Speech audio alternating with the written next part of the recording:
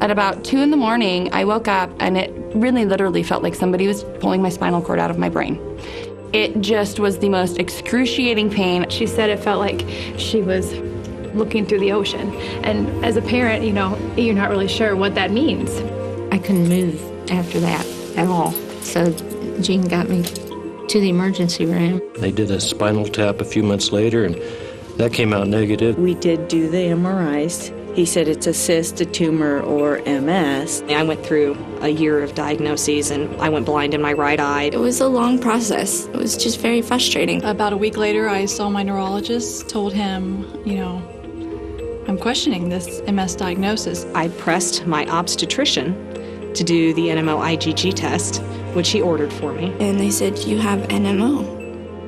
And I was like, well, what is that? Most of the physicians they talk to have never heard of the disease, let alone have an idea of how to treat it. I would be in the ER saying, you need to give me this, you need to give me that. I'm not trying to be a doctor. I'm not trying to step on your toes. Please just listen to me. Please, I know what I'm talking about. She was walking, and by the time that he would concede, she was blind in her right eye, and she was a quad. At that point, I thought I was alone because it's like, well, nobody knows about this. Where do I go?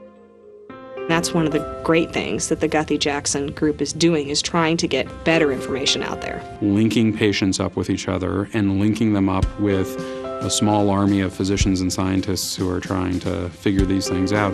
The energy, the hope, the security that we felt. A sense of belonging. So that, you know, you're not alone in this disease. They said, you know, have your doctor call us. If you can't come to us, they can call us. We will help you. They're relieved at the end to get a diagnosis and a treatment plan. At the same time, they realize that not very much is known about the disease. As patients have told us what the disease is, they have defined the disease. As part of the NMO Clinical Consortium, we can collect clinical information. Symptoms, feelings, things that you may not even associate with neurologic disease. As well as to get biological samples, blood samples, for example, to study the science behind the disease.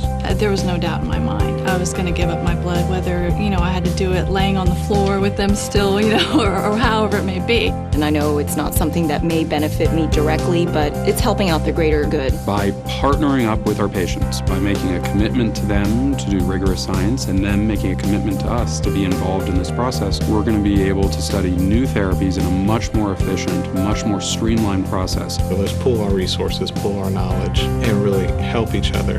The researcher cannot work alone, the clinician cannot work alone, and we have to work together. This is more about creating something new that could not be created by any one person alone. Because it's a team now, and it's not just one person, one mother. The momentum that's been provided by the Guthy Jackson Charitable Foundation will ultimately result in us getting significant answers. We are better off today than we were 36 months ago, and that is a very rare thing to say in medicine. And what I'm hoping for is that we'll have one of these game-changing moments in our ability to treat people with NMO. Yeah, definitely a lot of hope. I just hope it will come fast enough. Telling people, get on it, get your blood drawn for accelerated cure. You have to. Because we all have a part in this disease. So am I optimistic that this collaboration is going to lead to further greatness? Absolutely.